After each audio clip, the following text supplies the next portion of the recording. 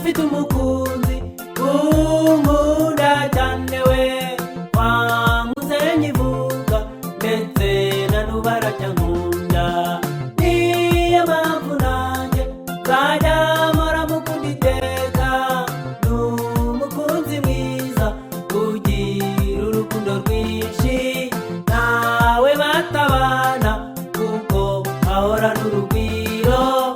Ntagira mbereka ugeze waramwakira.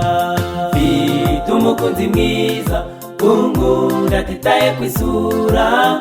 Ni umukunzi mwiza utarebera ku buranga. Yewe rukundo rwanjye hitamo umutima ugukunda, kuko ari urukundo harangwayo n'umunezero. Mfite umukunzi mwiza unkunda atitaye ku isura. Ni umukunzi mwiza utarebera ku buranga. Yewe rukundo rwanjye hitamo umutima ugukunda, kuko ari urukundo harangwayo n'umunezero.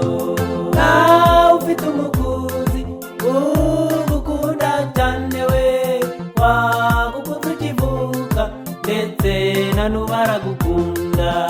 Iyo ibibazo bije inshuti zawe ziragenda, bya bibazo byagenda za nshuti nazo zikagaruka. Ariko uwo mukunzi we ntaguhana muri byose, mu bibazo byawe aho ujya hose murajyana. Mfite umukunzi mwiza unkunda atitaye ku isura. Ni umukunzi mwiza utarebera ku buranga. Yewe rukundo rwanjye hitamo umutima ugukunda, kuko ari urukundo harangwayo n'umunezero. Mfite umukunzi mwiza unkunda atitaye ku isura. Ni umukunzi mwiza utarebera ku buranga. Yewe rukundo rwanjye hitamo umutima ugukunda, kuko ari urukundo harangwayo n'umunezero.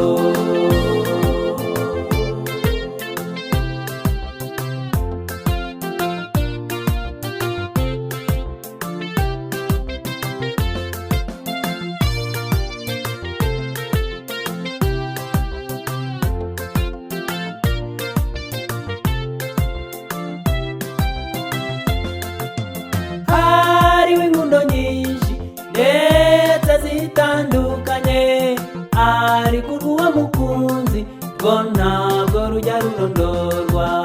N'urukundo rw'impuhwe ndetse n'imbabazi we, wamumanuye mu ijuru akaza hano ku isi yacu we, akabambwa ku giti ngo atwereke urwo rukundo. Izina rye ni Yesu, aleluya n'uwo gushimwa. Mfite umukunzi mwiza unkunda atitaye ku isura. Ni umukunzi mwiza utarebera ku buranga. Yewe rukundo rwanjye hitamo umutima ugukunda, kuko ari urukundo harangwayo n'umunezero. Mfite umukunzi mwiza unkunda atitaye ku isura. Ni umukunzi mwiza utarebera ku buranga.